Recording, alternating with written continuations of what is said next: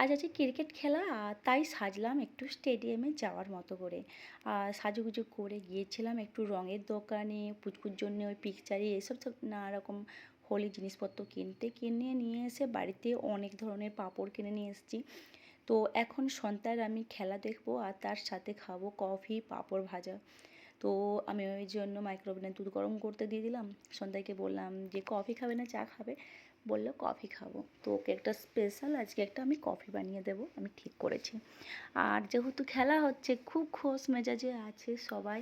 আরিয়ান একটু এক্সাইটেড, কেননা আমাদের এখানে 3-4 দিন ধরে খেলা চলছে। ও খেলতে যাবে নিচে, কিন্তু এই যে খেলাটা সেটাও একটু খুব ইন্টারেস্ট নিয়ে আছে, বসে আছে। তো নিচে গিয়েছে, আর তার মধ্যে আমি আর সন্তা একটু নিজেদের মতো সময় পাস করছি। আর তার সাথে যেটা করছি সেটা হলো কফি খাচ্ছি আর টিভি দেখছি, খুব এনজয় করছি। সন্তায় বাড়িতে থাকলে আমরা একসাথে কফি খাই, অনেক গল্প করি, প্রচুর গল্প করি। তাছাড়া টিভি দেখি, প্রচুর সিনেমা দেখি, তাছাড়া সিরিজ দেখি, এই সবগুলো দেখতে থাকি।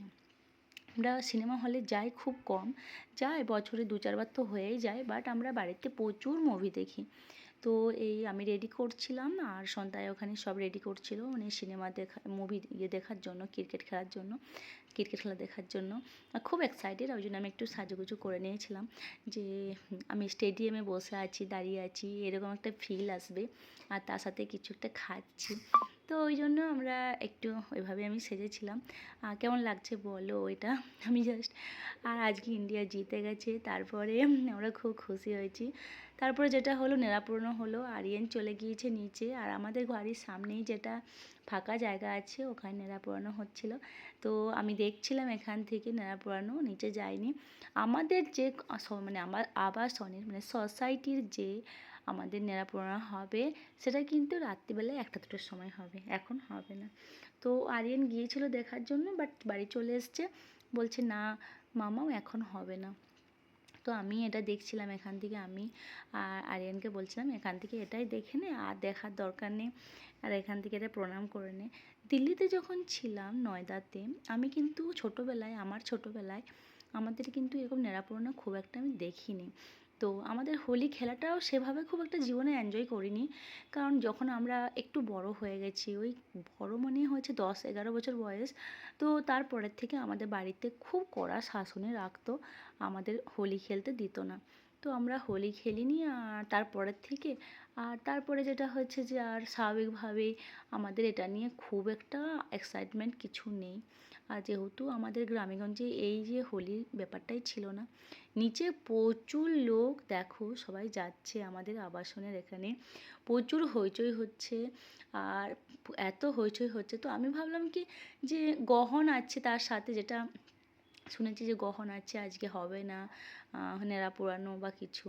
কিন্তু যখন আমাদের আবাসনের ঠাকুর মানে মন্দির সব বন্ধ ছিল, এখন দেখছি সন্ধেবেলায় সব মন্দির খুলে গেছে, আর সবাই খুব আনন্দ করছে, রাত্রেবেলা তো হোলি মাখছে, খেলছে, প্রচুর আনন্দ করছে।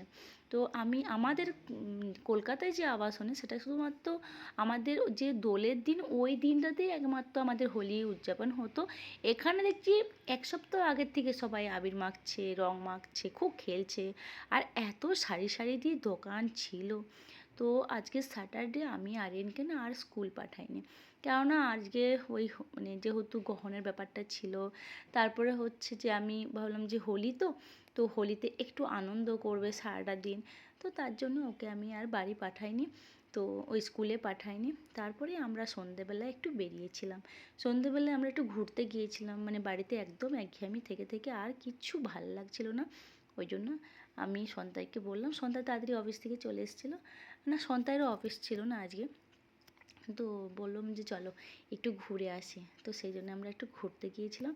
আর সন্তাই আমার যে রাত্রেবেলায় আমার রান্নাবান্না সব হয়ে গেছে, আমি ডালিয়া বানিয়েছি আরিয়ানের জন্য, এখন বলছে পনিরের একটা রেসিপি বানিয়ে দাও, পনির নিয়ে এসছে।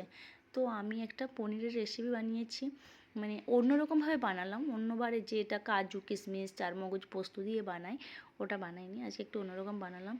আর এই সন্তাই এখানে টিভি দেখছে, আর আমি রান্না করছি। এখন বাজে 11:30 বেজে গেছে, আর যাবো। Bye bye, tata.